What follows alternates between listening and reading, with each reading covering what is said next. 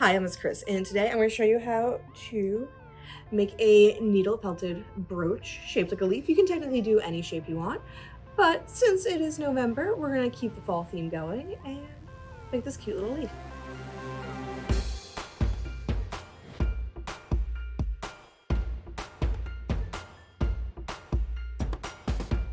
Step 1, I'm blending two different colors of roving together so that it has more dimension and doesn't look like a cartoon leaf.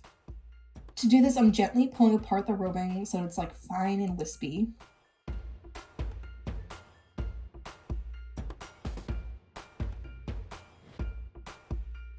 Next, I'm layering the two colors in different directions inside of the cookie cutter. To make this one solid object, I'm now using a felting needle and poking through the roving inside the cookie cutter so it felts together. There's little tiny barbs that will pull the fibers through each other to basically form a knot. And the needles are very thin and sharp, so we want to be careful that we're not going to accidentally poke our finger.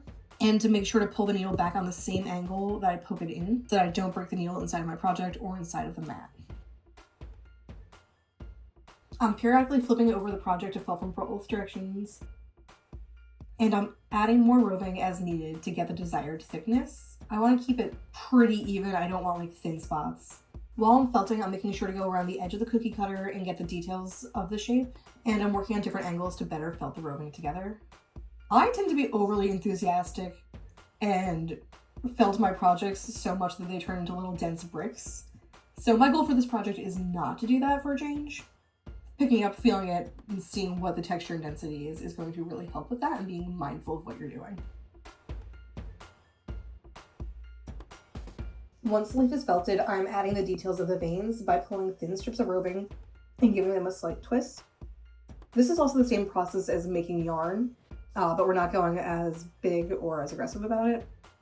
We just want them to stay together so that way we have a distinct vein detail while we're working. I'm then placing them on the leaf where I want them to be and felting them into place.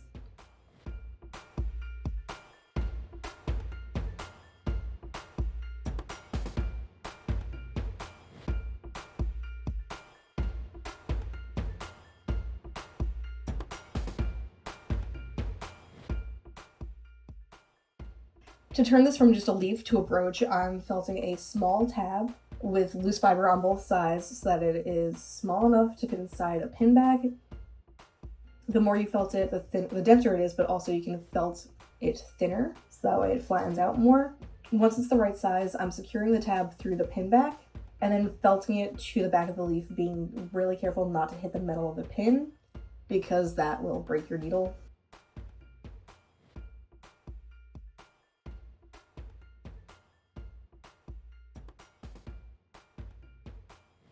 Once the pin back is fully secured and it doesn't feel like it's going to pull off accidentally, you are ready to wear your brooch.